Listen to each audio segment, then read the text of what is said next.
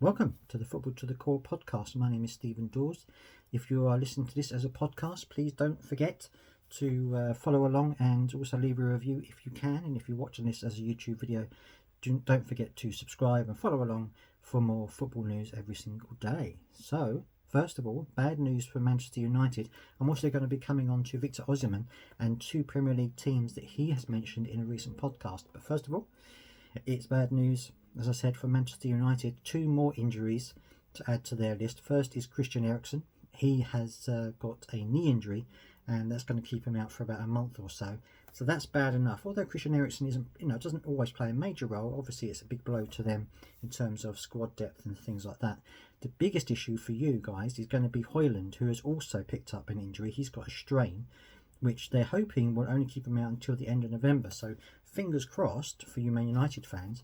It could be that he comes back fit after the international break, but if he doesn't, then it's going to be a bit of a blow for you guys, because he's been playing really well for Manchester United, knocking the goals in. So hopefully it's not going to be too bad for him, but it just adds to the problems that Manchester United currently have. I mean, there's all this rumours about the sale and Jim Ratcliffe getting involved or things like this. Also about Erik ten Hag and his future at the club. I mean, it's all going a little bit wayward for Manchester United. So hopefully their injury situation will pick up pretty soon. But let me know down in the comment section, guys, what you think about the latest two injury problems and how it's going to affect you going forward for at least the immediate part of the next season. Now, also, I'm going to be talking about Victor Osimhen. Now, he did a recent podcast in which he talked about a couple of clubs that he has got shirts for.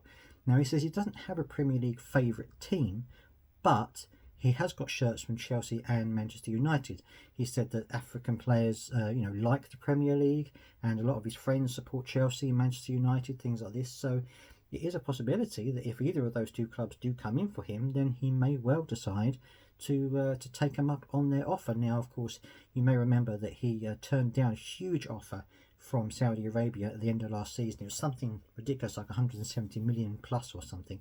He turned it down because his club wanted him to stay, and so he decided that he was going to hang on. But when the January transfer, well, not January transfer window, but when the summer transfer window comes around, it could be that he decides, if one of those two clubs come in for him, that it could be a good place for him to go. I mean, if his friends are fans of these Premier League clubs, then it could be enough to sway him to join one of those. Who knows?